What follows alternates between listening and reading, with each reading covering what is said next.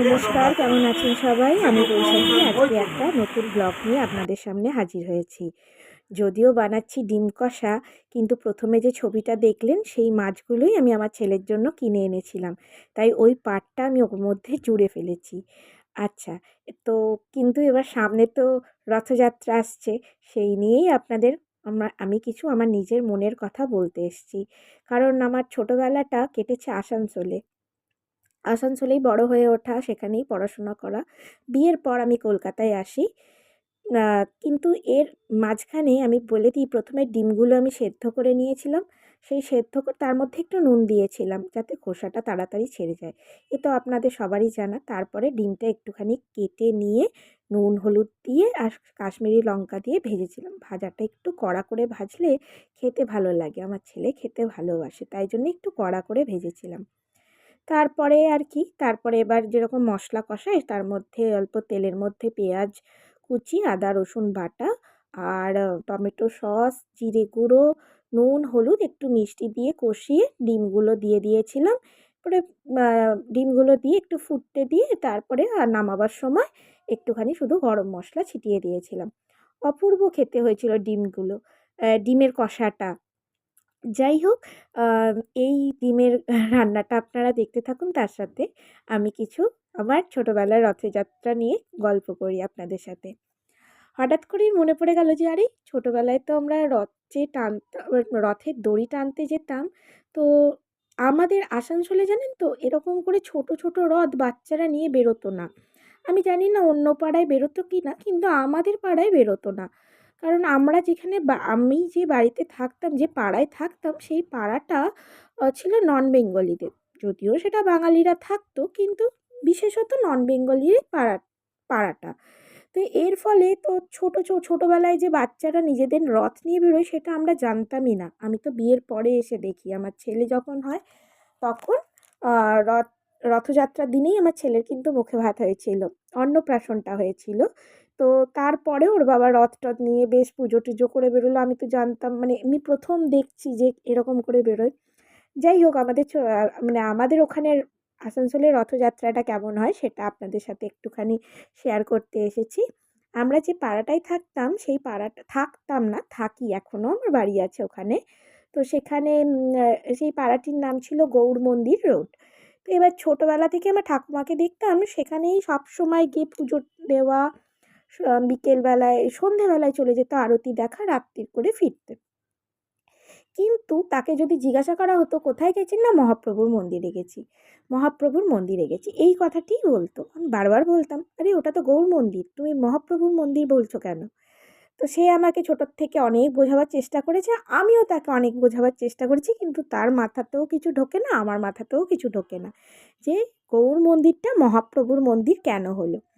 এই করে বয়স কেটে গেছে আমার প্রায় ১৫। আমার আরও ৫ ভাই বোন আছে। আমার কাকারাও একসাথেই আমরা থাকতাম। আমার আরও ৪ ভাই বোন ছিল। আমার নিজের একটি ভাই, আমার বড় কাকার ১ মেয়ে আর ছোট কাকার ১ ছেলে ১ মেয়ে। তো আমার যখন বয়স ১৫, তখন আমার ঠাকুমা যখন আমাকে এক্সপ্লেনেশনটা দিল, এটা হচ্ছে যে তার শ্বশুরমশাইয়ের নাম ছিলেন গৌরাঙ্গ দে। তাই জন্য তিনি জীবনেও গৌড় মন্দির রোড কথাটা বলতে পারতেন না। তাই জন্য সবসময় বলতো মহাপ্রভুর মন্দিরে যাব, মহাপ্রভুর মন্দিরে যাব। তো আমি যথারীতি তাকে বলেছিলাম যে, "তুমি যে বলছো মহাপ্রভুর মন্দিরে যাব, ঠিক আছে, মহাপ্রভুর মন্দিরে যাবো কথাটা বলছি। কিন্তু আমাদের পাড়াটার নাম তো গৌড়মন্দির রোড। এবার তুমি এমন কোথাও গেলে যেখানে তোমাকে রিকশা করে ফেরত আসতে হচ্ছে, বা তখন রিকশাটাই আমাদের ওখানে চলতো। তাহলে তুমি কি বলবে যে আমি মহাপ্রভুর মন্দির রোডে যাব?" তো আমার ঠাকুমা যথারীতি আগেকার দিনের মানুষ, যদিও তিনি আমাকে খুব ভালোবাসতেন, কিন্তু উনি বললেন, "তোদের সাথে পারব না বাবা, তোদের সাথে না, তোর সাথে পারব না বাবা। কারণ আমাদের বাড়িতে আমি আর আমার ছোট কাকার মেয়েই একটু, মানে বেশ উম কথা পয়েন্টে, পয়েন্টে বলা পছন্দ করি।" যদিও আমি জানি না কজন চেনেন আমার আসানসোলের ব্যাপারে। আসানসোলে একটি স্কুল আছে, সেটা হচ্ছে রামকৃষ্ণ মিশন ছেলেদের, আর মেয়েদের হচ্ছে উমারানিগড়ায় মহিলা কল্যাণ বালিকা বিদ্যালয়, উচ্চ বালিকা বিদ্যালয়। সেটিও রামকৃষ্ণ মিশনেরই অন্তর্গত ছিলেন, মা সারদা দেবীর নামেই ছিলেন। কিন্তু উমারানী গড়াই নামে একজন মহিলা, ভদ্রমহিলা, উনি এই স্কুলটিকে কিনে নেন, তখন থেকে নামটা ট্রান্সফার হয়ে যায়। 1930 সালে 30 খ্রিস্টাব্দে স্কুলটি স্থাপিত হয়।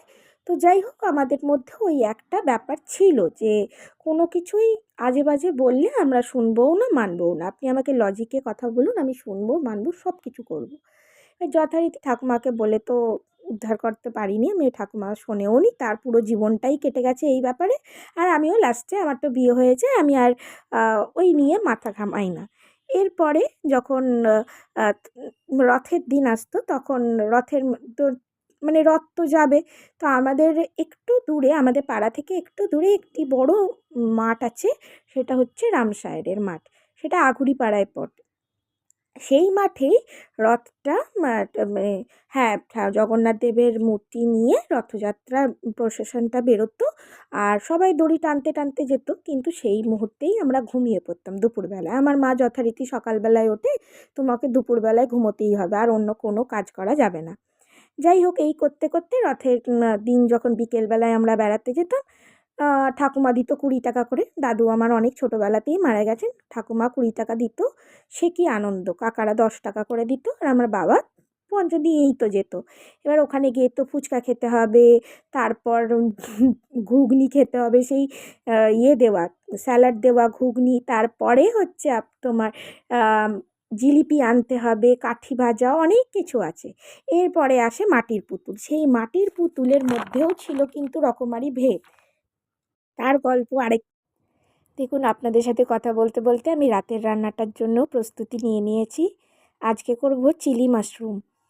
যাই হোক, তো এই চিলি মাশরুম করতে গেলে মাশরুমটাকে আমি প্রথমে হাফ করে কেটে নিই।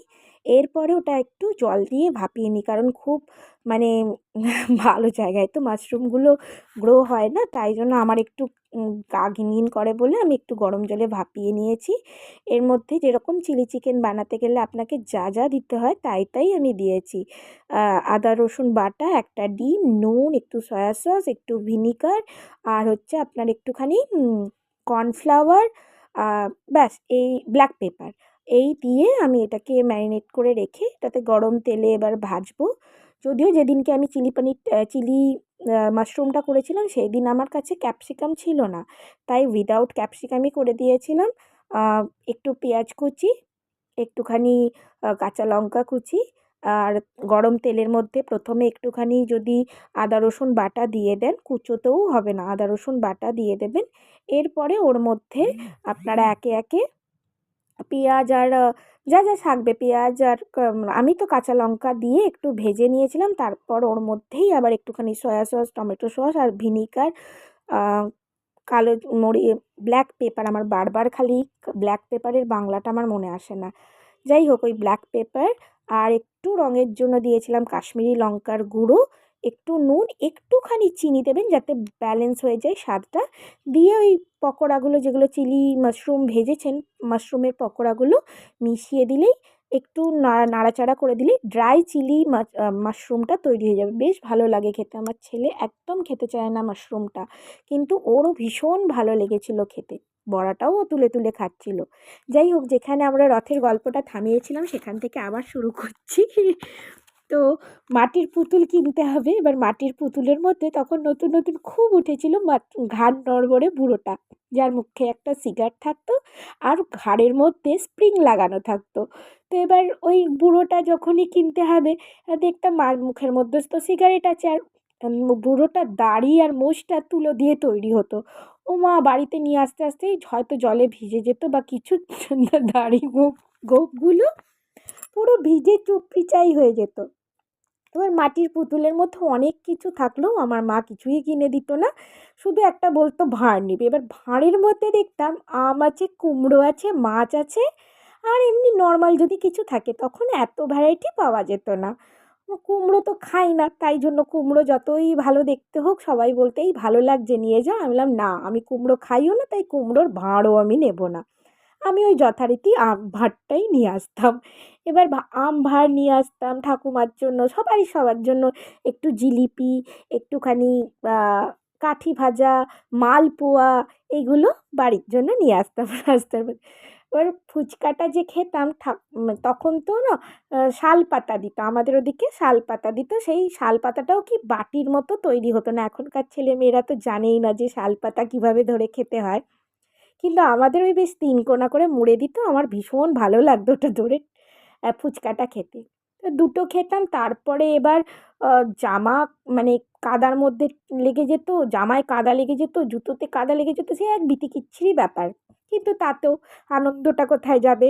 আর একটুখানি বিকেলবেলায় সারাদিন যদি সন্ধেটা ঘোরা হয়, পড়াশোনাটা বাদ হয়ে যাবে। এটাই মেন মোটো ছিল আমার, যে রাত্রির বেলায় আর পড়তে টরতে তো হবে না, তাহলে একটু দেরি করে যদি ফেরত যাই। এবার ওখান থেকে হাঁটতে হাঁটতে আসতাম, তারপর যা যা জিনিস কিনে আনতাম সব আমার ঠাকুমাকে দেখাতাম। আর পাঁপড় ভাজা কিনে আনতে আনতেই এমন বৃষ্টি পড়তো যে পাঁপড় ভাজা একদম মিয়ে যেত। তাতেও সেই মিওনো পাঁপড়গুলোই চিবিয়ে চিবিয়ে খেতাম। এরপর তখন তো একটা লাইট অফের মানে ভীষণ কারেন্ট অফ হয় আসানসোলে। যদিও আমাদের বাড়িতে ব্যাটারি ছিল, তারপরে বাবা ইনভার্টারও নিয়েছিল, কিন্তু লাইট অফ হওয়ার মজাটাই আলাদা। এখন মাঝে মাঝে ভাবি যে আমার ছেলে যখন বড় হচ্ছে, যে ইস যদি কারেন্টটা অফ হতো তাহলে আমার ছেলেও জানতে পারতো যে কারেন্ট অফ হওয়ার মজা কী। ব্যাস যথারীতি লাইটটা অফ হয়ে যেত, আর আমাদেরও পড়াশোনার টকে উঠে যেত, মানে সেদিনকার জন্য পড়াশোনা ইতিগজ। তো আপনাদের সাথে গল্প করতে করতে দেখুন আমরা একদম রান্নার শেষেই এসেছি, কী সুন্দর কালারটা এসেছে। ভালো থাকবেন সবাই, আসছি।